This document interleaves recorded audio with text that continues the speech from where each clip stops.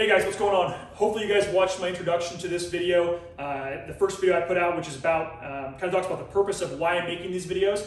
But again, if you're just tuning in, these are all about backcountry hunting rifles. Rifles that are going to give you the most success in the backcountry, but also rifles that are going to be really stable, really shootable, and provide maximum accuracy, maximum capability at longer ranges.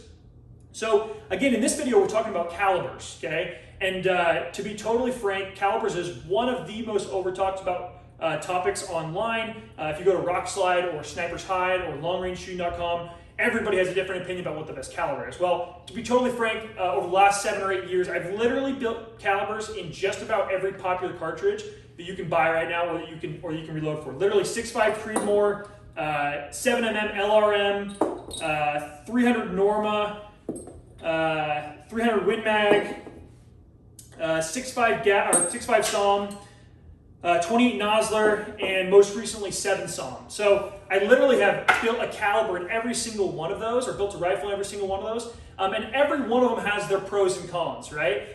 Here's what it comes down to me, okay? When you're building a rifle, the first thing you have to ask yourself, or when you're buying a rifle, is am I going to reload, am I not going to reload, okay? Because that's really going to determine what direction I would push you. If you're going to reload, personally, I'm really a fan of the 7 SAUM, okay? Reason why is it shoots a 180 grain bullet at 2,900 feet per second. If you push it a little bit, 168 grain bullets, you can shoot over 3,000 feet per second.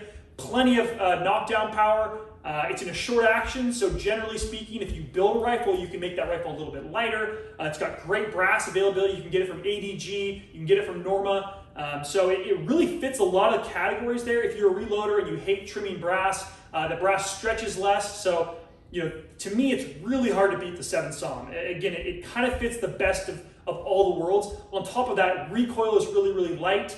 So if you know anything about competition shooting, which like I said, I translate a lot to my hunting, is I can stay on target, I can stay on my game after I shoot my shot. I can actually watch the impact, which really gives me an advantage to knowing where the bullet went and kind of what my follow-up is from there. So again, 7 SAUM to me is kind of the optimal caliber. I see a lot of people right now, obviously 6.5 Creedmoor is all the craze. It seems like it's been the craze for a number of years.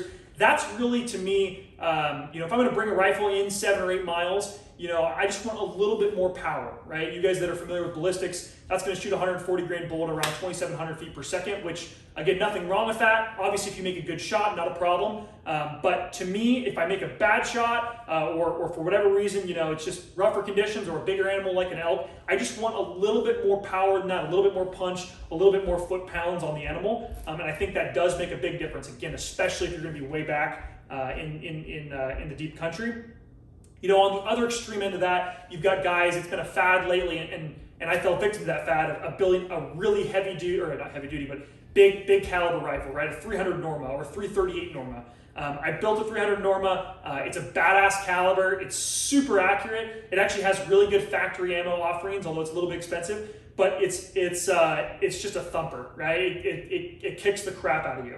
And so, as a backcountry rifle where I'm trying to keep that gun light, it's hard to make it really shootable and have a bigger caliber, right? It's really hard to stay on that animal, especially if you're shooting offhand or if you're shooting off a tripod. It's really hard to stay on that animal with huge recoil like the 300 Norma gives you. And then the final thing for me on those bigger calibers, right, is in the backcountry, a lot of times I like to go with no muzzle brake, and so having burning less powder makes the gun a little bit quieter.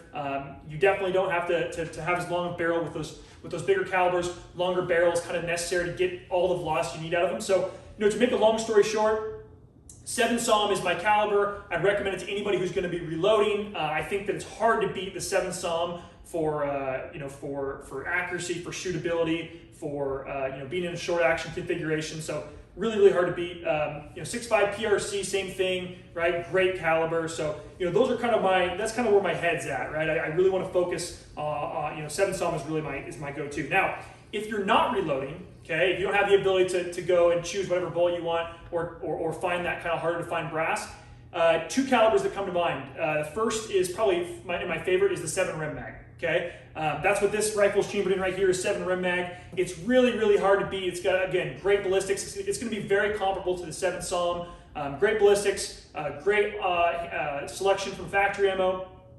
It's going to push 168 grain bullet, around 2,900 feet per second. If you reload, you might be able to get a little faster, but factory offerings are going to be right around there. So again, plenty of punch. Unfortunately, it doesn't come in a short action. It's a longer action cartridge.